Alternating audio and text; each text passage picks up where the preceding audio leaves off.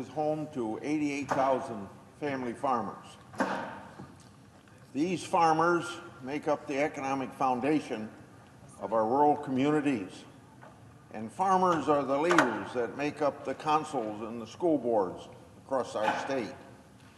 So when we see economists estimate a 20% drop in livestock and grain producers' revenue due to COVID-19, it isn't just our farmers who are concerned, it's our whole state. In the CARES Act, we provided USDA with $24.5 billion to address this loss in revenue. However, we know that even with this funding, the supply chain disruptions from COVID-19 will force some agriculture producers to miss payments, and ultimately some will be forced to sell their family farms. The consequences of COVID-19 shutdowns have injected uncertainty that we haven't seen since the farm crisis of the 1980s. During my time in the Senate, I've always tried to be a vocal advocate for the importance of a safe, affordable, and secure supply of food. But now, our country's food supply chain is facing disruptions never envisioned beforehand. As processing plants have shut down due to employees being sick, the supply chain disruptions are being felt by farmers and, of course, by consumers. And I ought to tie the two together because it's so important. The old saying that we're only 9 meals away from a riot. We haven't had that in the United States yet, and I hope we don't have it. But when you see short supplies of toilet paper and people fighting over toilet paper in the supermarket, it wouldn't surprise you that they'd fight more for food.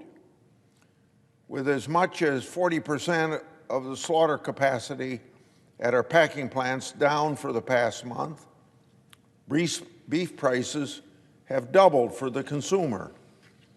That has caused meat shortages in fast food chains and grocery stores across the country, and they have been forced to limit meat purchases per consumer.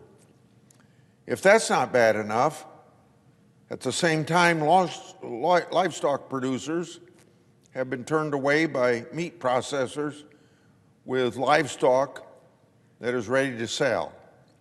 Even if producers are lucky enough to sell, the prices they're getting are well below the cost of production, and they're losing money on every animal they sell.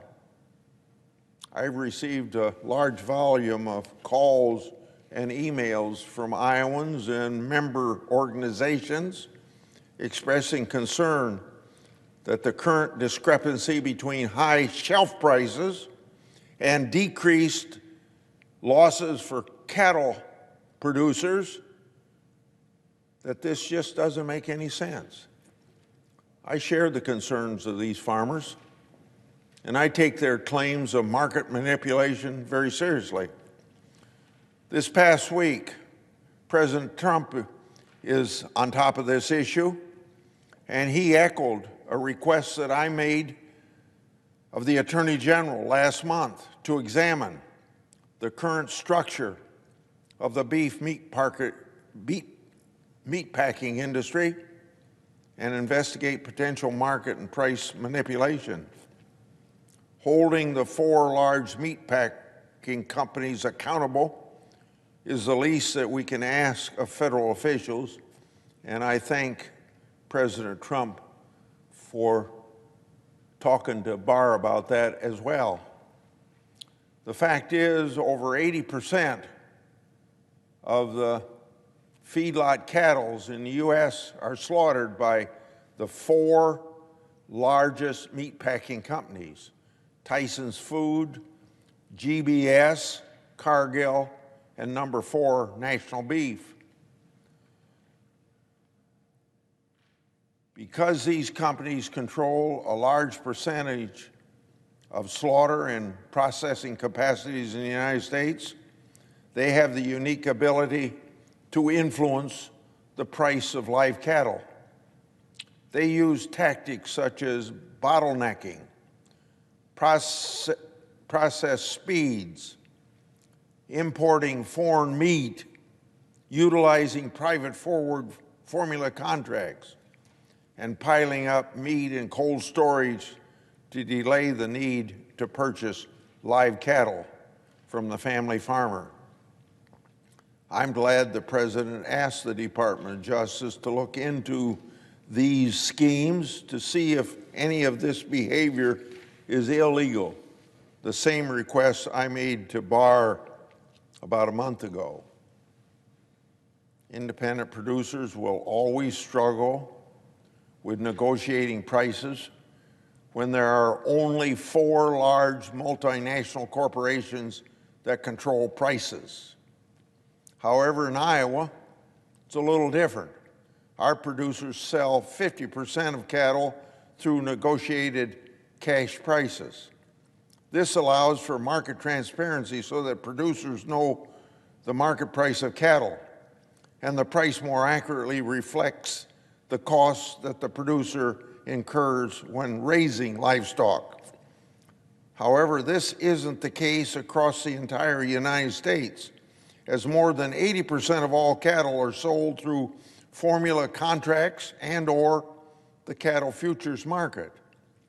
These price contracts don't allow for price transparency and hide the true value of production from the rest of the marketplace. It happens that this is not a new problem. In fact, 18 years ago, I introduced a bill with former Senator Feingold from Wisconsin that would have helped producers gain leverage by mandating that percentage of a packer's weekly slaughter come from a negotiated cash price. I introduced that bill every Congress until 2009, but sadly, at that time, not enough of my colleagues saw the need for a transparent marketplace. That need is much more obvious today because conversations across the country have started to shift, and people's opinion about 4 big meat packers controlling 80% of the market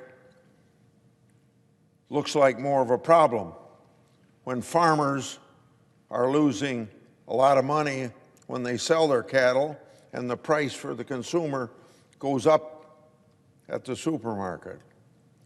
Lawmakers have become to realize that in order to have a sustainable supply of meat in our country, we need to restore transparency in the marketplace and protect the market from collapsing when there's a supply chain disruption. Let me repeat something I said at the beginning. 9 meals away from a riot and people fighting about who's going to buy the last roll of toilet paper at the supermarket. We can't let that same thing happen in food. So today, I come to the floor to submit my bill to foster efficient markets and increase competition and transparency among packers that purchase livestock from our producers. The only change to that Feingold-Grassley bill is to increase the amount of mandated negotiated cash trade to 50% from the original 25% in that bill that Feingold and I cooperated on. This change is needed to increase price discovery for producers across the country. I'm proud to lead this effort with Senator Tester of Montana, and will work with my colleagues in the Senate, and particularly those on the Senate Agriculture Committee, to make sure that this bill becomes law. Without significant action by Congress, our independent beef producers will not be able to stay in business. I believe the time to act is now. Failure to act is failing our independent producers. If there is one silver lining that could come out of COVID-19, it may be that consumers will start to understand where their food comes from. Food does not come from grocery stores. It comes from the tens of thousands of farmers and independent producers who bust their back day and night to ensure families across the country have an adequate supply of food. Farmers are 2% of the population who provide for the other 98%, and even provide more than the 98% of the Americans. A lot of it is exported. I urge my colleagues to support my legislation being introduced today and do right by the producers who provide the food that we all eat.